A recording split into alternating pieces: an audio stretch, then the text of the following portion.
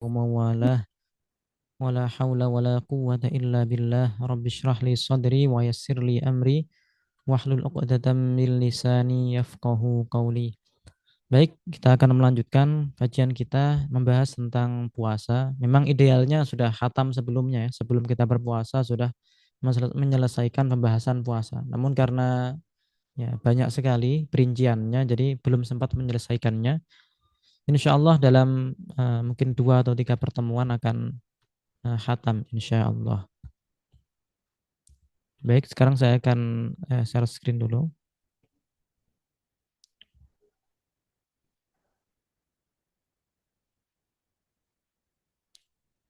Sudah muncul ya.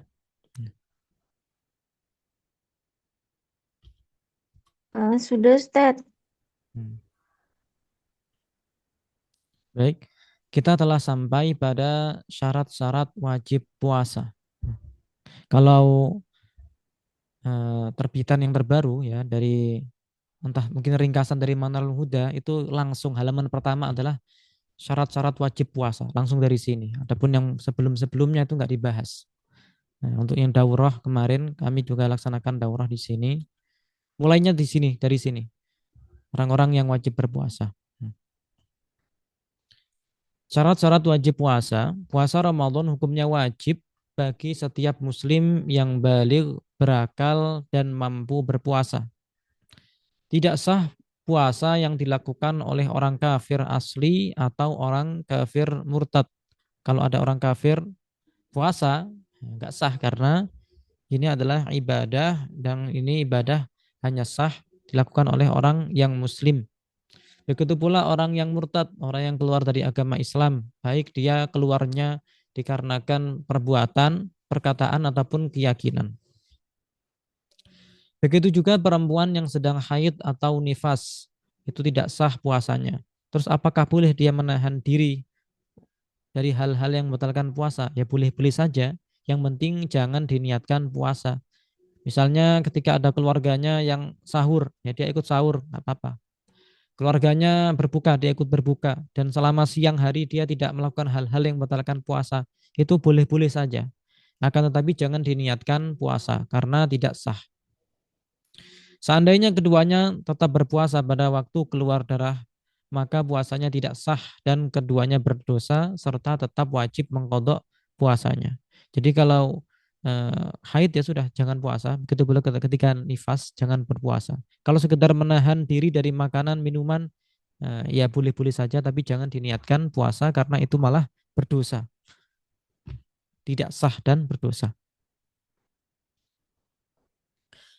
Puasa tidak wajib bagi anak kecil. Ya, anak kecil yang belum balik itu nggak wajib puasa. Makanya jangan sampai kita mengatakan kepada mereka, puasa kamu, kalau nggak puasa dosa. Nah, puasa wajib bagimu. Nah, nggak boleh mengatakan seperti itu karena puasa tidak wajib bagi anak kecil yang belum balik. Tetapi wajib bagi wali untuk menyuruh anaknya berpuasa jika anaknya sudah genap berusia 7 tahun dan mumayyiz ya. Kalau anaknya sudah 7 tahun dan sudah mumayyiz, maka yang berkewajiban memerintahkan itu adalah walinya. Adapun anaknya sekalipun nggak mau berpuasa, nggak mau puasa, tetap dia tidak dosa. Kapan seorang anak itu dikatakan berdosa itu ya ketika melakukan perbuatan yang haram setelah dia balik. Sebelum balik, sekalipun dia melakukan perbuatan yang haram, dia tidak berdosa. Belum dicatat keburukan baginya. Adapun amal kebaikan itu dicatat walaupun dia belum balik. Ya. Dia belum balik tetapi melakukan sholat misalnya, sholat 5 waktu, mengerjakan puasa Ramadan, maka dia mendapatkan pahala. Kalau nggak sholat, kalau nggak berpuasa, nggak berdosa. Ya, tidak berdosa. Tetapi kalau orang tuanya tidak memerintahkan, maka orang tuanya yang selaku walinya yang berdosa. Kapan seorang wali itu menyuruh anaknya untuk berpuasa ketika anaknya sudah umur 7 tahun dan sudah mumayyiz. Dan memukulnya jika tidak berpuasa ketika telah mencapai usia 10 tahun dan ia kuat untuk berpuasa. Adapun jika sudah umur 10 tahun, maka bukan cuma menyuruhnya, tapi memukulnya jika dia tetap berpuasa. Ini demi kemaslahatan anak, karena sekarang banyak remaja-remaja yang nggak berpuasa. Kenapa nggak berpuasa? Ya karena nggak dibiasakan sama orang tuanya, sehingga dirinya tidak terbiasa puasa hingga dewasa nggak puasa.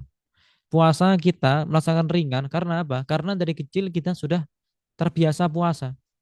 Tapi kalau orang yang tidak pernah puasa, nah, belum puasa sebelumnya itu berat.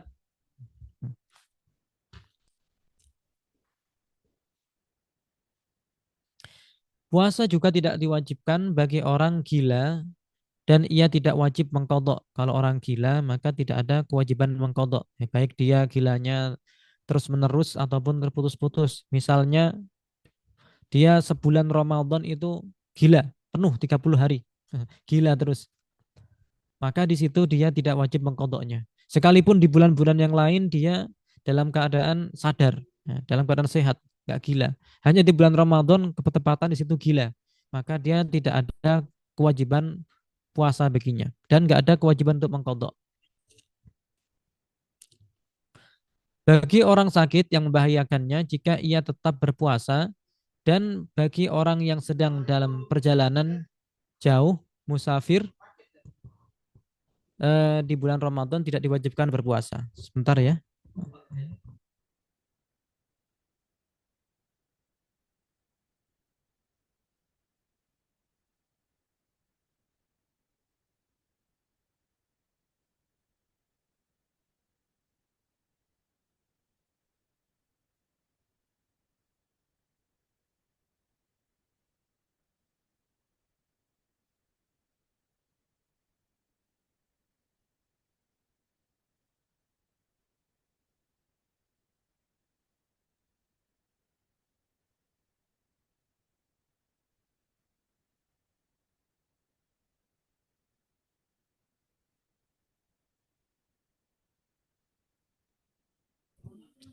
Ya, mohon maaf tadi ada gangguan.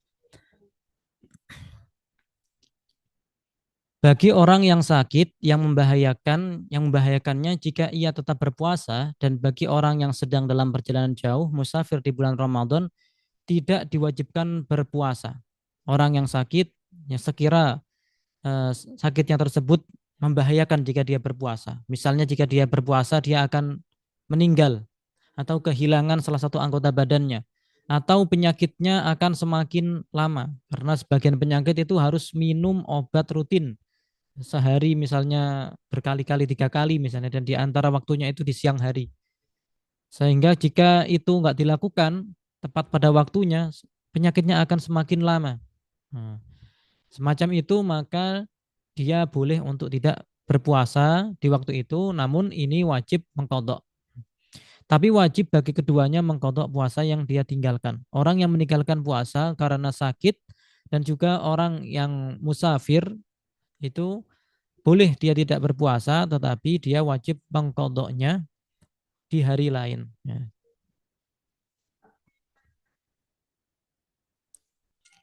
Jika keduanya tetap ingin berpuasa maka puasanya sah. Namun jika puasa itu membahayakan keduanya maka hukumnya haram bagi keduanya untuk berpuasa. Misalnya orang yang sedang musafir ini safarnya berat. Ya.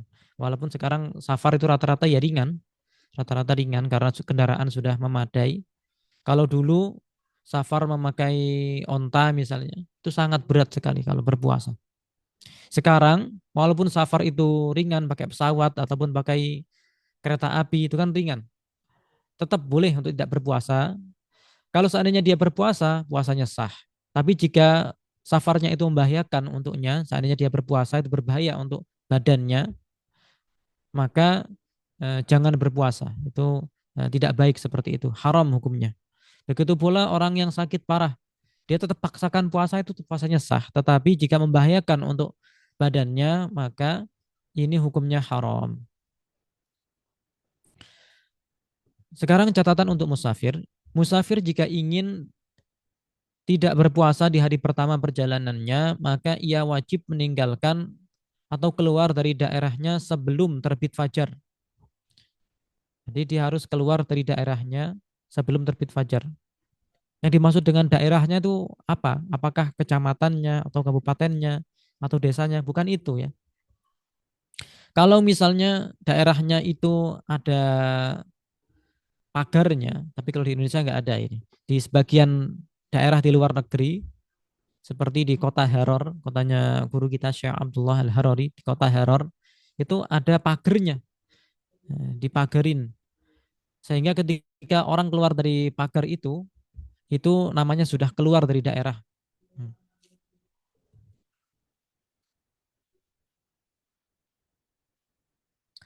Kalau nggak ada pagarnya, ya kalau nggak ada pagarnya, dinamakan keluar dari daerah itu ketika sudah meninggalkan bangunan terakhir, tidak ada bangunan lagi sejarak 300 hasta atau kurang lebih 144 meter. Nah, nggak ada bangunan kiri, kanan, depan, belakang, udah kosong bangunan terakhirnya. Tapi kalau bangunannya menyambung terus di pinggir jalan ada bangunan, walaupun sudah sampai puluhan kilometer, tetap itu masih dikatakan satu daerah. Misalnya antara Jakarta Timur dengan Jakarta Barat, itu kan sudah jauh itu. Jakarta Selatan dengan Jakarta Pusat dengan Jakarta Utara. Nah, kalau masih lingkup Jakarta itu masih nyambung semuanya, walaupun sudah jauh sekali. Nah, kenapa? Karena bangunannya nggak terputus.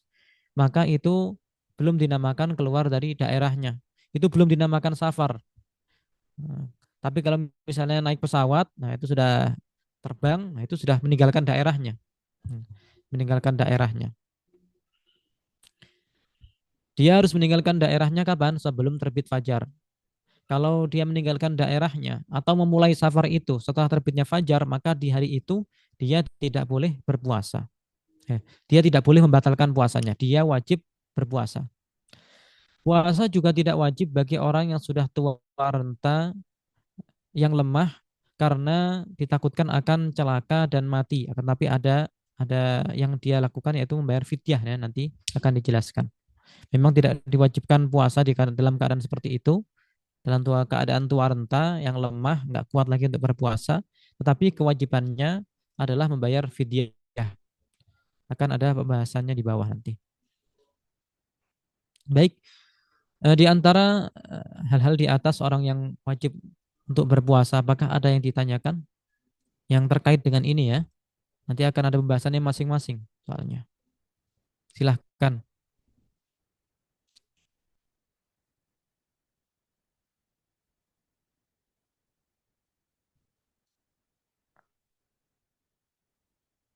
boleh lewat chat ataupun open mic.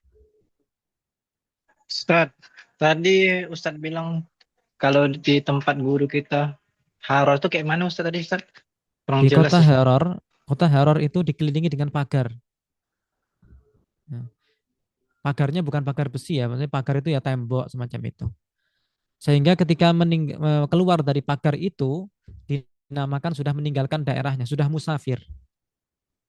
Seperti itu. Jika meninggalkan daerahnya atau dia musafir sebelum terbit fajar, maka dia boleh tidak berpuasa di hari itu. Tapi kalau di kita kan nggak ada kota yang ada pagarnya seperti itu, nggak ada. Setahu saya nggak ada di Indonesia. Tadi itu 144 meter ya Ustaz ya. Kiri Ya, kan sekelilingnya ya Ustaz ya. iya sekelilingnya, udah bangunan terakhir dah kosong.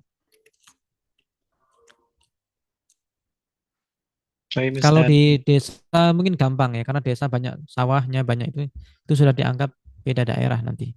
Sekalipun masih satu kecamatan, satu desa, enggak hitungannya bukan bukan istilah-istilah seperti itu, tapi bangunan yang sudah kosong, nggak ada bangunan sejarak sekitar 144 meter. Baik Ustaz. Barakallahu fiikum. Amin Afik. Yang sulit itu ketika di kota, karena kota itu ya bangunannya bersambung rata-rata di pinggir jalan misalnya. Sekalipun nggak bukan kota yang padat, tapi rata-rata di pinggir jalannya berjajar bangunan, nggak ada yang kosong. Baik, ada pertanyaan lain?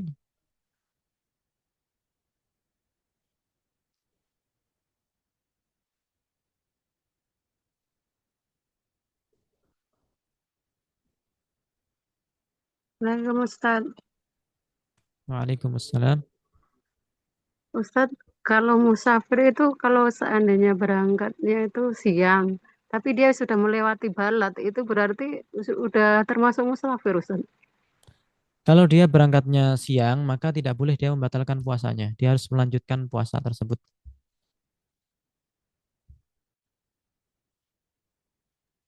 Tapi sholatnya bisa dijamak itu, Ustaz. Kalau sholatnya bisa. Nggak ada masalah kalau sholatnya. Hmm. Karena ini puasa, Barakallahu fikum. beda dengan sholat. Ya, Ustaz.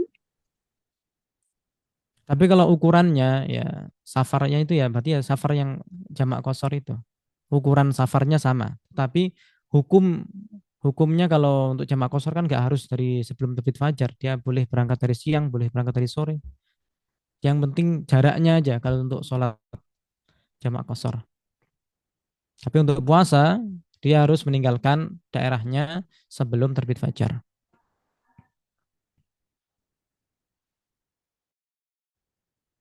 Baik, sekarang kita lanjutkan ya ke hal-hal yang Ada membatalkan puasa. Mungkin kalau pertanyaan, ada yang Ustaz, ada pertanyaan, oh di silahkan. kolom komentar itu. Bisa Sebentar baca, aku Ustaz. buka. Atau mau dibacain? Saya baca sendiri. Ada Oke, baik. pertanyaan, jika anak umur 5 tahun belajar puasa, boleh? Ya, boleh kalau dia sudah paham ya. Kita jelaskan bahwasannya puasa itu adalah menahan diri dari hal-hal ini. Dia paham, itu boleh. Hmm. Tapi nggak wajib bagi orang tuanya untuk memerintahkan anaknya kalau masih 5 tahun. Belum ada kewajiban. Kalau sudah 7 tahun dan dia mumayyiz, maka wajib bagi walinya untuk memerintahkan dia puasa. Kalau bolehnya ya boleh saja dia diajari puasa. Yang penting jangan dikatakan puasa setengah hari. Enggak ada puasa setengah hari. Puasa tetap penuh. Namun kalau dia enggak kuat ya sudah dia suruh makan. Entah itu jam 10, jam 7, jam 12, jam 3 siang. Sekuat dia lah.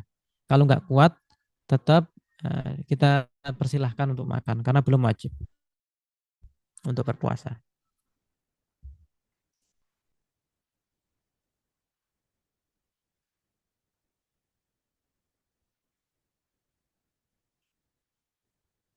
Baik, sudah habis pertanyaannya. Sekarang Iya, Ustaz, hal-hal yang sebentar membatalkan lagi. puasa. Apa? Iya, Baik. sementara tidak ada pelajaran. Hmm. Hal-hal yang membatalkan puasa, makan walaupun seukuran biji wijen atau lebih kecil dengan sengaja, tidak dalam kondisi terpaksa, dan mengetahui keharamannya. Dan juga minum walaupun hanya setetes air ataupun obat. Makan dan minum sedikit apapun itu, maka ini membatalkan puasa. Ataupun memasukkan sesuatu ke mulut kita atau ke hidung kita atau dari lubang-lubang yang terbuka lainnya. Itu membatalkan puasa. Sekalipun dikeluarkan lagi, sekalipun nggak ditelan.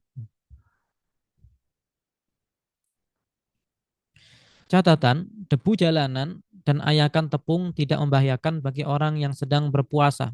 Ketika dia pergian, naik motor misalnya, ada debu, kemudian debu itu masuk ke pernapasannya atau lewat mulutnya, ini nggak berbahaya bagi puasanya, tetap sah.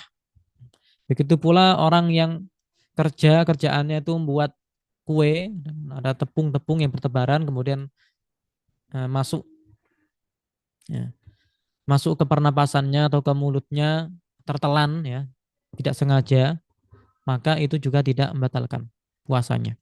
Karena sulit menghindar dari keduanya. Begitu juga mencicipi rasa makanan tanpa menelan sedikit pun dari makanan yang dicicipi tidak membatalkan puasa.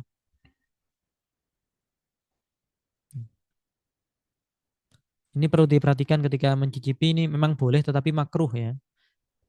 Kalau misalnya memang tidak ada yang selain dia, entah yang mencicipi, kalau kalau ada yang mencicipi yang sedang berhalangan saja suruh nyicipin misalnya. Tapi kalau sedang puasa nyicipin itu hukumnya makruh. Dan hati-hati jangan sampai tertelan. Adapun gosok gigi menggunakan pasta gigi yang kemudian meninggalkan aroma. Kalau cuma aroma saja itu nggak membatalkan puasa. Yang penting dia sudah berkumur-kumur dengan bersih, tidak ada sisa dari pasta giginya di situ, hanya aromanya. Aroma kan memang dia seperti itu. Tidak ada bendanya, dia hanya aroma saja. Itu tidak membatalkan puasa. Aroma misalnya mint, kan ada itu pasta gigi yang rasanya mint misalnya. Arah segar-segarnya itu kalau pakai pasta gigi itu tidak membatalkan puasa. Siwak juga demikian. Nah, ketika memakai siwak itu kan ada aroma siwaknya yang tertinggal di mulut. Itu nggak membatalkan puasa. Tapi kalau siwaknya ada pecahan siwak ya jangan ditelan. Itu harus diludahkan. Barang siapa berlebih-lebihan dalam berkumur dan istinsyak, memasukkan air ke dalam hidung ketika berwudu sehingga airnya masuk ke rongga badan, maka batal puasanya. Nah, perlu hati-hati ketika istinsyak ataupun berkumur, itu jangan berlebih-lebihan. Soalnya kalau berlebih-lebihan lalu masuk ke dalam, ke rongga dalam, maka batal puasanya. Mengeluarkan ludah dari mulut walaupun hanya ke bagian luar bibir, walaupun masih menempel ya, masih belum ke tempat lain, tapi sudah keluar. Lalu mengembalikannya ke dalam dan menelannya adalah membatalkan puasa. Jadi kalau air liur sudah keluar kemudian disedot lagi, dihisap lagi, itu membatalkan puasa. Sementara apalagi kalau sudah keluar ke tempat lain misalnya, terus disedot lagi itu batal.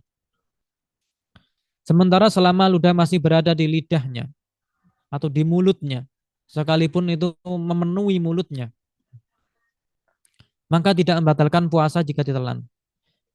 Selama itu air liurnya suci ya, tidak tercampur dengan darah misalnya.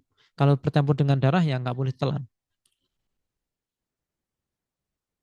Atau bercampur dengan muntah ya nggak boleh ditelan. Membatalkan puasa.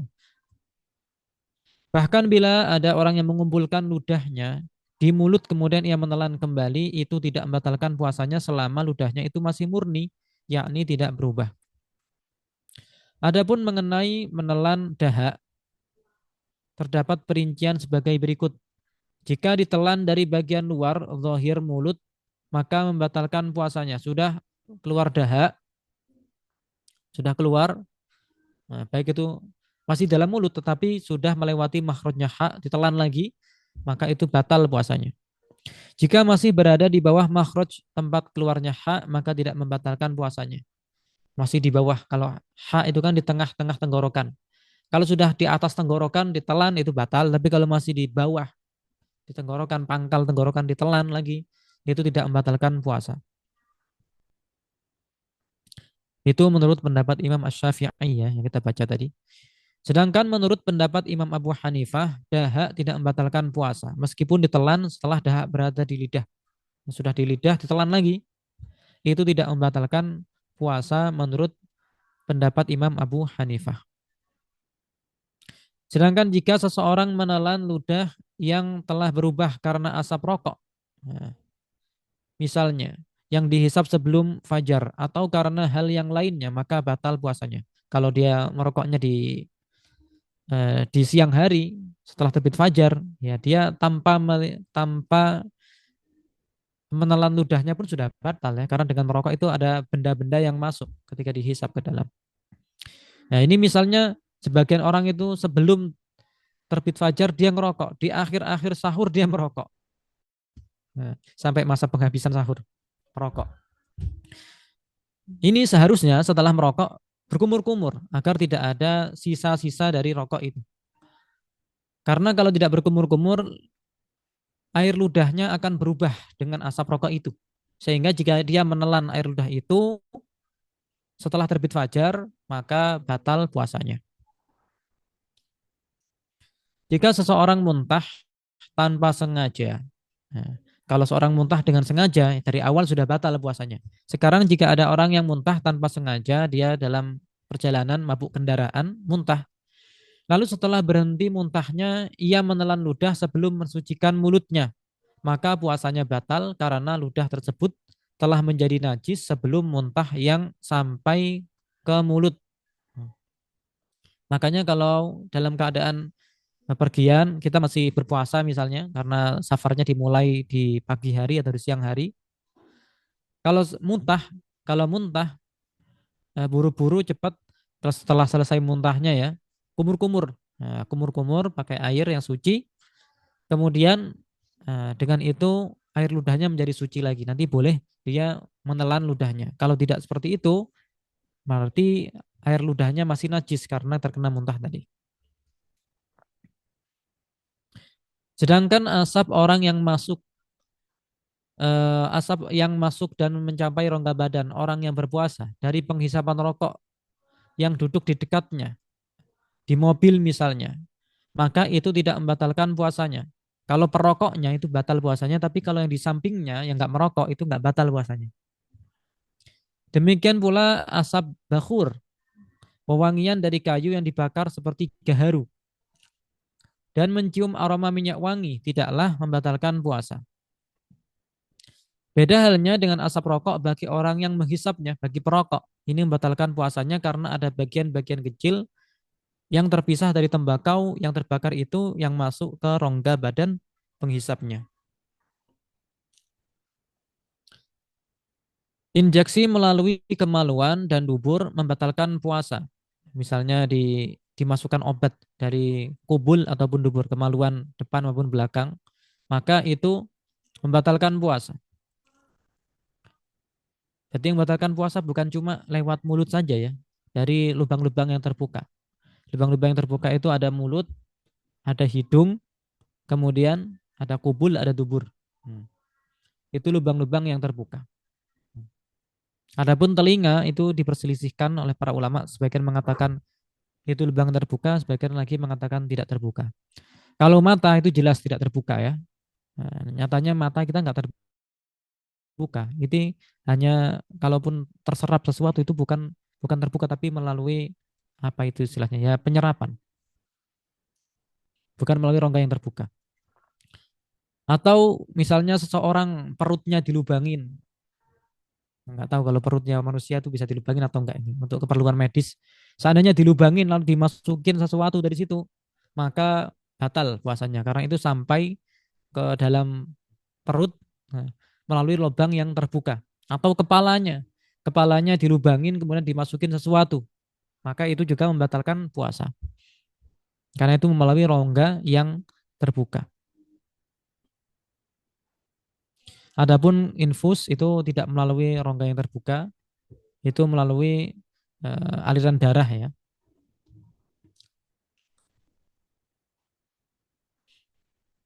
Demikian pula meneteskan obat di hidung dan telinga membatalkan puasa. Ini. Jika obatnya sampai masuk ke rongga badan.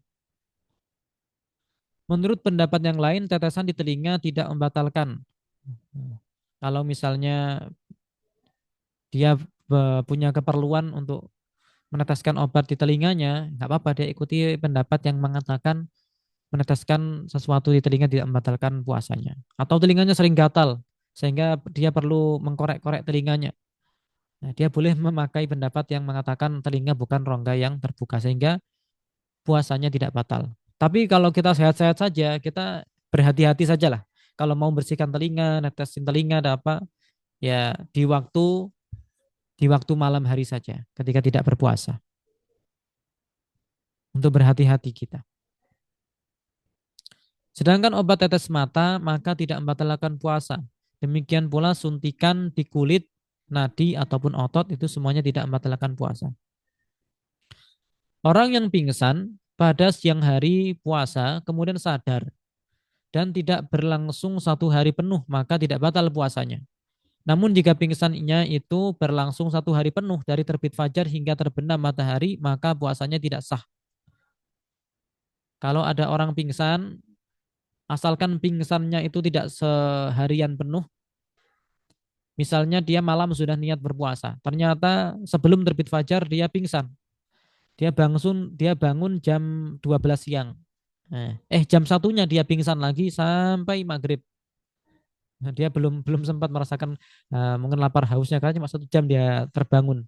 dari pingsannya, itu tetap sah puasanya karena dia ada masa tersadar dari pingsannya dan dia telah berniat puasa. Tapi harus niat ya. Kalau nggak niat maka ya nggak sah juga. Yang kita bahas di sini dia sudah berniat kemudian pingsan. Nah, pingsan itu tidak membatalkan puasa selama pingsannya tidak sepanjang hari. Adapun jika dia sebelum terbit fajar sampai maghrib pingsan terus tidak tidak sadar sama sekali, maka di sini puasanya tidak sah. Sedangkan jika seorang mengalami gila, walaupun hanya sebentar, maka batal puasanya. Nah, dia di akhir-akhir sebelum maghrib dia gila, atau di tengah-tengah siang dia gila. Walaupun sadar lagi, maka ini tetap batal puasanya. Begitu pula apabila seorang perempuan kedatangan haid atau nifas, walaupun sesaat menjelang terbenam matahari, maka batal puasanya. 5 menit sebelum maghrib haid, sudah batal puasanya. Apakah ketika batal dia harus makan ataupun minum? Ya tidak harus. Ya. Yang penting dia yakin, oh sekarang keluar haid ya sudah batal. Nanti ini qadha. Adapun orang yang berpuasa, jika ia tidur lalu bermimpi dan keluar mani, maka tidak batal puasanya. Keluar maninya karena mimpi, ini tidak batal puasanya. Berbeda halnya jika keluarnya mani itu disebabkan onani, ataupun dengan tangannya sendiri atau dengan tangan istrinya atau dengan tangan orang lain atau karena bersentuhan kulit dengan kulit mubasyarah dengan sengaja. Misalnya seorang suami mencium istrinya dengan bersentuhan kulit kemudian keluar mani maka ini batal puasanya. Tidak dalam keadaan lupa maka batal puasanya kecuali kalau dia lupa. Sudah kebiasaan setiap pagi mencium istrinya misalnya. Lupa kalau pada waktu itu dia sedang berpuasa. Nah, maka seandainya pun keluar mani tidak batal puasanya karena dia lupa bahwasannya dia dalam keadaan puasa.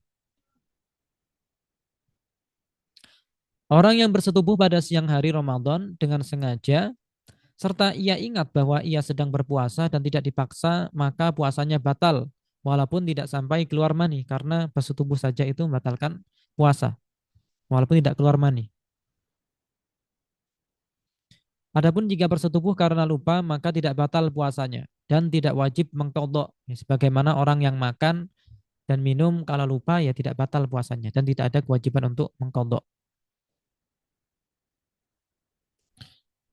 Orang yang bangun tidur dalam keadaan junub karena bersetubuh atau lainnya, maka ia tetap berpuasa di siang harinya dan mandi besar ketika ia hendak melakukan sholat.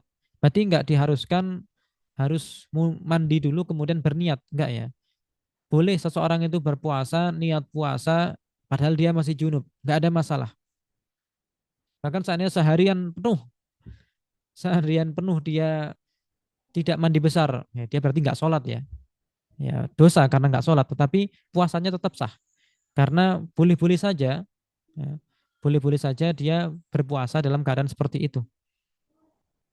Entah itu eh, suami, istri yang berhubungan badan, kemudian tidak mandi, itu tetap boleh dan sah puasanya. Ataupun misalnya seorang perempuan yang selesai dari haid, selesai dari nifas, belum mandi dan nggak mandi-mandi itu tetap tetap sah puasanya dalam keadaan seperti itu. Dari Aisyah radhiyallahu anha berkata, "Kana Rasulullah sallallahu alaihi wasallam yudrikuhul fajru wa huwa junubun min ahlihi, thumma yaqtasilu wa yasum." Rawahul Bukhari. Maknanya Rasulullah Shallallahu Alaihi Wasallam pernah mendapati subuh sementara beliau dalam keadaan junub karena berhubungan badan ya. Kemudian beliau mandi dan terus berpuasa. Hadis riwayat Al-Bukhari. Ini menunjukkan bahwasannya untuk berniat puasa itu nggak harus seseorang mandi besar dulu. Tidak. Ya. Dia dalam keadaan seperti itu dia berniat puasa. Sekalipun nanti mandinya entah sebelum subuh, setelah subuh itu tidak berpengaruh kepada puasanya.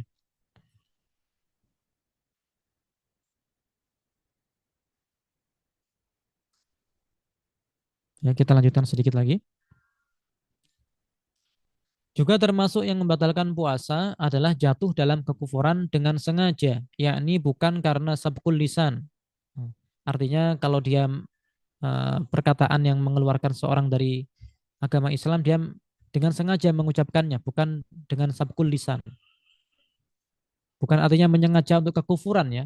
Baik dia menyengaja untuk kekufuran ataupun dia nggak ingin kufur, tapi mengatakan perkataan yang kufur, ya tetap saja keluar dari agama Islam. Artinya di sini dia tidak sabqul lisan, tidak salah lidah, itu saja.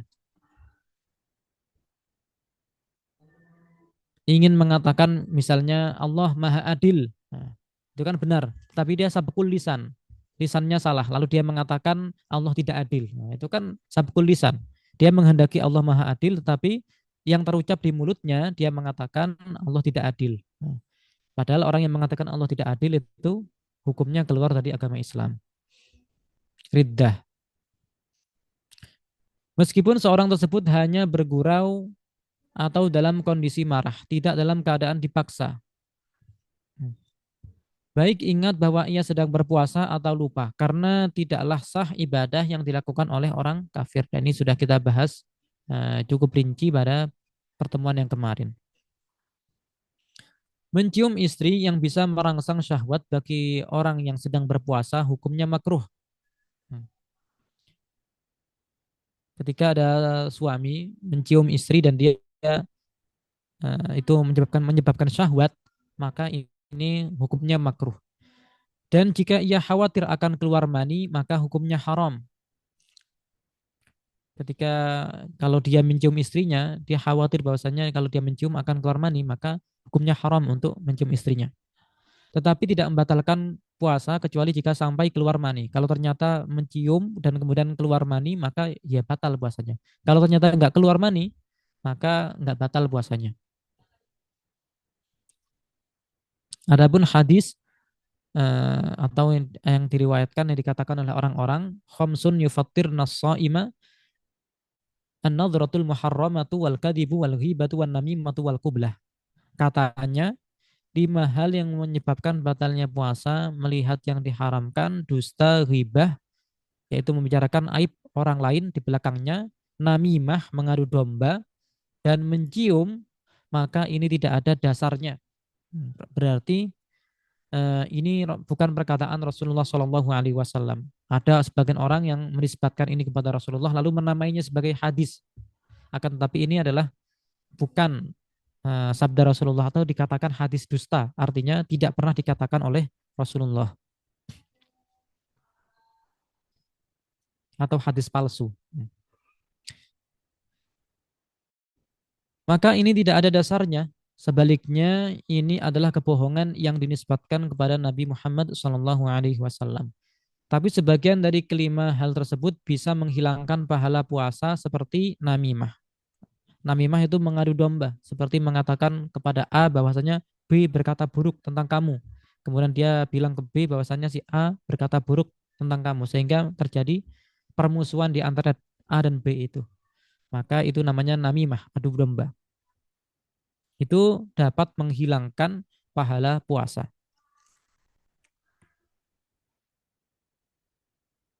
Baik, sampai sini apakah ada yang tanyakan?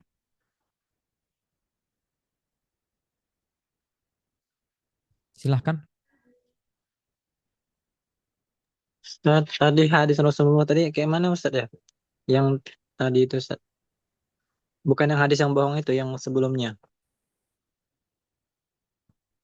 Yang sebelumnya.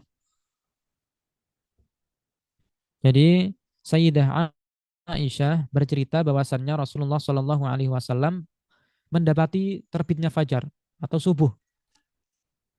Pada waktu itu beliau masih junub karena berhubungan badan dengan istrinya. Apakah kemudian Rasulullah itu tidak berpuasa? Ternyata Rasulullah mandi lalu berpuasa. Artinya apa? Artinya sah dilakukan puasa dalam keadaan junub. Yang penting dia sudah selesai dari berhubungan badan dengan istrinya itu ya. Dia sudah selesai dari hubungan badan dengan istrinya, dia belum mandi, ini nggak apa-apa. Itu dia berniat puasa dan melanjutkan puasanya.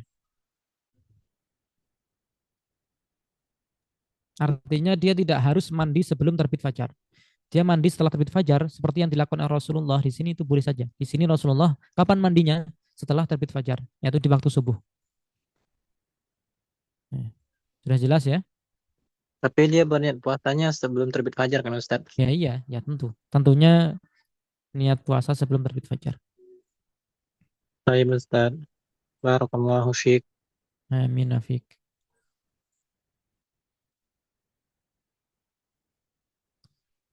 Ada yang bertanya, hukum ngupil dari kotoran hidung dan ngorek telinga dengan jari di siang hari itu nggak apa-apa ya kalau masukkan jari ke telinga itu jelas nggak sampai ke dalam, nggak masalah. Tapi kalau pakai yang lebih dalam lagi, pakai cotton bud misalnya, nah itu sampai ke dalam itu. Sehingga sebagian ulama mengatakan batal, sebagian lagi mengatakan nggak batal kalau sampai ke dalam. Kalau sedalam-dalamnya jari itu nggak sampai masuk, ya hanya di luar-luar saja, itu jelas tidak membatalkan puasa. Nah, untuk dari kotoran hidung juga sama, itu tidak akan kalau pakai jari ya nggak bisa masuk dalam banget. Jadi nggak sampai membatalkan puasa.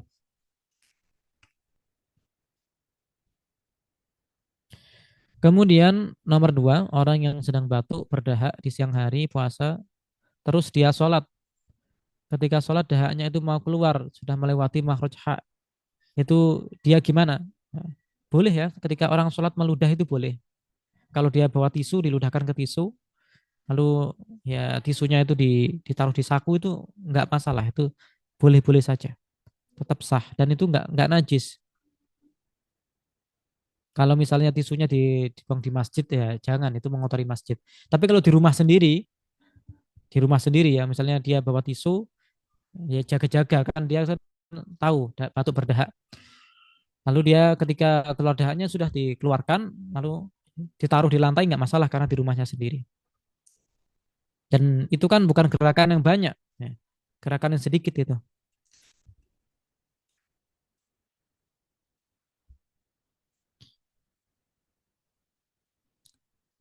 Dia apakah dia membatalkan sholatnya atau sembang dahaknya atau gimana? Tidak ya, tidak boleh membatalkan puasanya tidak boleh membatalkan sholatnya jika sholat fardu.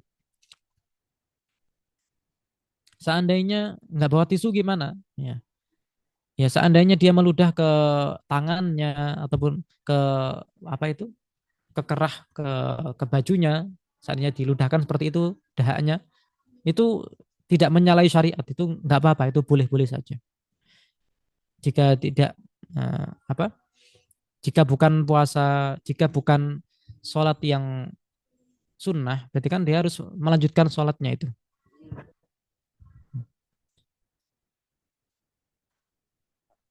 Adapun sholat sunnah ya, kalau dia membatalkan ya boleh-boleh saja, tidak berdosa. Tapi kalau sholat fardu, dia tetap harus melanjutkan fardunya, sekalipun ada dahak di tenggorokannya, dia dikeluarkan.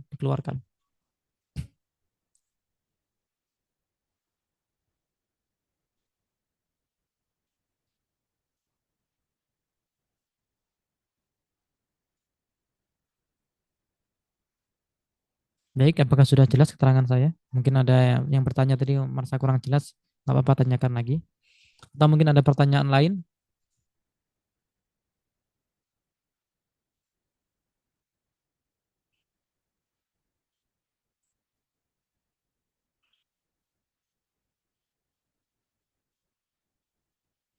Kalau yang keluar itu darah, misalnya batuk berdarah, nah, maka ya berkumur-kumur setelah itu ya. Kalau seandainya ditelan, ya batal puasanya.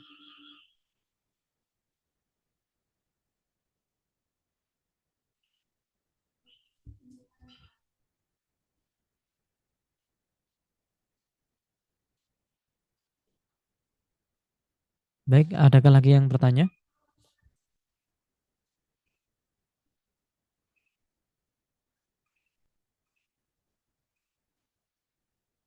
Bagaimana moderator? Sepertinya sudah cukup malam ya.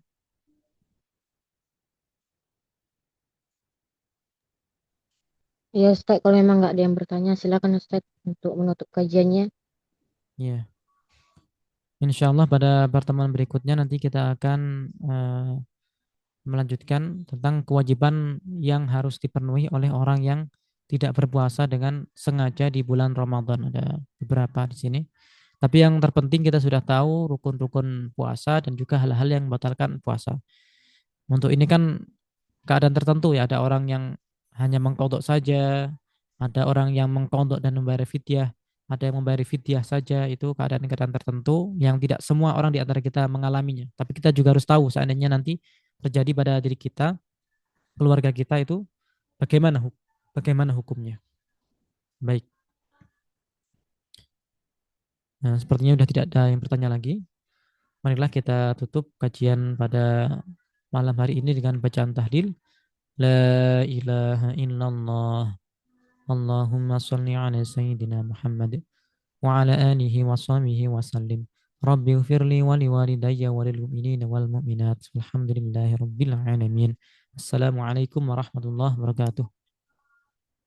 Waalaikumsalam warahmatullahi wabarakatuh. Semoga Allah membalas kebaikan Ustadz dan insya Allah kita akan bertemu di kajian selanjutnya. Terima kasih untuk teman-teman semua yang sudah hadir pada malam hari ini. Semoga kita semua istiqomah untuk mengikuti kajian selanjutnya. Saya moderator, mohon maaf jika terdapat kesalahan. Saya akhiri dengan Assalamualaikum warahmatullahi wabarakatuh. Waalaikumsalam warahmatullahi wabarakatuh. Terima kasih Ustaz.